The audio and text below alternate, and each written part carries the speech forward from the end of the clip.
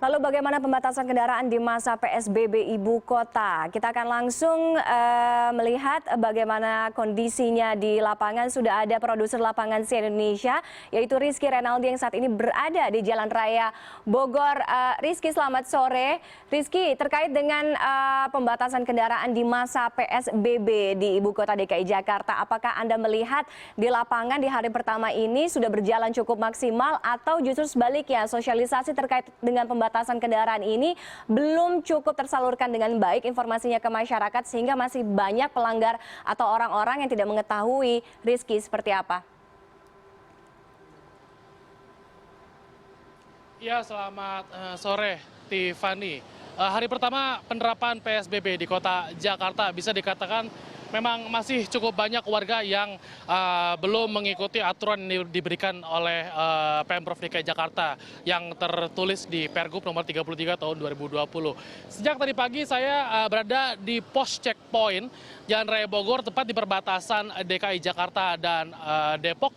Ini saya berada di Jalan Raya Bogor, di pos checkpoint ini. Sejak tadi pagi masih banyak memang pengendara kendaraan bermotor baik roda 2 maupun roda 4 yang masih belum menggunakan masker. Kemudian juga kendaraan roda 4 baik pribadi maupun angkutan umum yang masih dikatakan jumlah penumpangnya masih tidak sesuai dengan aturan yang dikeluarkan oleh Pemprov DKI Jakarta. Seperti masih ada penumpang yang duduk di depan di samping pengemudi dan juga pengendara roda 2 sepeda motor yang masih berboncengan itu masih ada. Yang masih dikatakan masih cukup bahaya atau rawan adalah masker. Masih banyak juga warga yang belum menggunakan masker karena kawasan PSBB DKI Jakarta ini sudah jelas-jelas diberitahukan bahwa harus atau wajib menggunakan masker ketika masuk kawasan ini.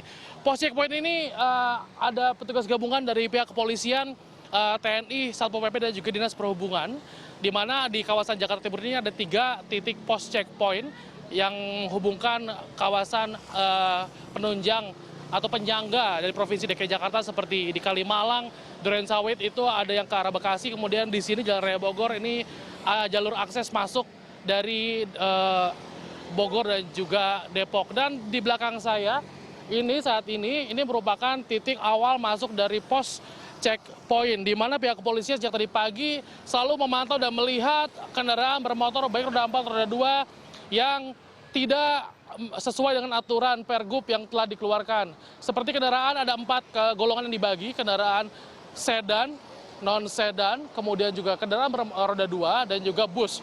Untuk kendaraan sedan di mana maksimal penumpang hanya 3 orang dengan komposisi lokasi penumpang adalah 1 pengemudi di depan dan 2 penumpang ada di belakang. Kemudian kendaraan non sedan maksimal hanya 4 penumpang saja, di mana tetap di bangku depan hanya 1 pengemudi, kemudian di bangku tengah ada 2 orang dan 1 penumpang lagi di bangku paling belakang. Namun tidak lupa selain anjuran dari pembatasan jumlah penumpang, yang paling penting adalah penggunaan masker. Dapat dilihat seperti sekarang di layar kaca Anda, pengendara angkutan logistik ini diberhentikan karena pengendaranya tidak menggunakan masker. Nomor 1 memang dari pos checkpoint ini yang dilihat adalah penggunaan masker di dalam kendaraan, khususnya pengemudi. Kedua, jumlah penumpang. Jadi tadi pagi, baik kendaraan pribadi ataupun angkutan kota atau angkutan umum, jika masih ada penumpang yang duduk di samping pengemudi atau 2 orang depan, diberhentikan. Penumpang yang duduk di samping pengemudi atau driver langsung dipindahkan ke bangku belakang. Kendaraan bermotor pun sama, diberhentikan, diwajibkan harus menggunakan masker. Jika tidak ada masker, para pengendara ini harus balik lagi ke daerah asal. Tidak diperkenankan untuk jalan terus masuk ke kawasan Jakarta. Dapat saya informasikan juga memang untuk di pos checkpoint ini tidak diberlakukan sanksi tilang, namun hanya imbauan persuasif saja. Jadi setiap warga yang masih melanggar, masih tidak sesuai aturan, hanya diimbau saja, diberitahu dan disosialisasikan aturan-aturan yang tertuang di Pergub nomor 33 tahun 2020, namun tidak akan diberikan tilang. Untuk pos checkpoint ini akan berlangsung selama masa PSBB, yakni 14 hari ke depan, selama 24 jam, Jadi setiap petugas ini akan selalu ada di kawasan perbatasan di sekitar Provinsi DKI Jakarta. Kembali pada Anda, Tiffany. Oke, Rizky, tadi Anda sampaikan kalau saya lihat di belakang Anda dari Dinas Perhubungan, kemudian Satpol PP, petugas kepolisian cukup ketat memeriksa artinya semua kendaraan roda 2, roda 4 yang lewat di sepanjang Jalan Raya Bogor ini. Namun sampai dengan hari ini, artinya di hari pertama baru hanya melakukan persuasif saja, artinya belum ada sanksi yang lebih berat lagi. Apakah ini hanya terbatas sampai dengan hari ini saja, atau kedepannya di hari besok juga akan ada sanksi yang lebih berat lagi bagi mereka yang melanggar, Rizky?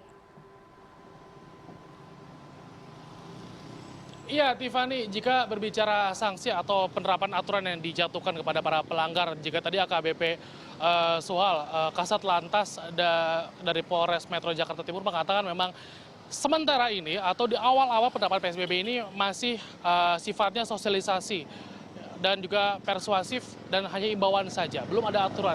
Karena jika mengacu aturan pelanggaran yang diberikan kepada warga yang melanggar pada saat PSBB ini hanya mengacu pada Undang-Undang Nomor 6 Tahun 2008, di mana tentang kekarantinaan dan kesehatan, yakni penjara maksimal 1 tahun dan juga denda 100 juta.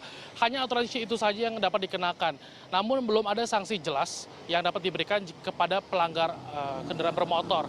Karena Pergub nomor 33 tahun 2020 ini baru diselesaikan tadi malam.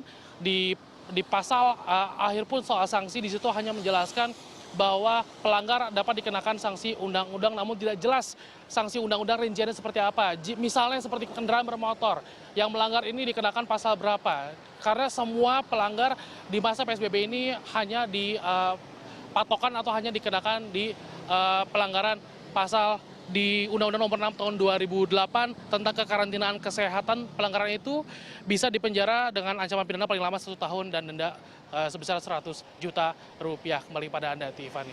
Baik, terima kasih Rizky Renaldi, produser lapangan Indonesia. Mudah-mudahan besok-besok ke depannya kita akan melihat mereka-mereka yang kalaupun berkendara atau keluar rumah juga lebih tertib, taat pada aturan. Terima kasih Rizky sekali lagi.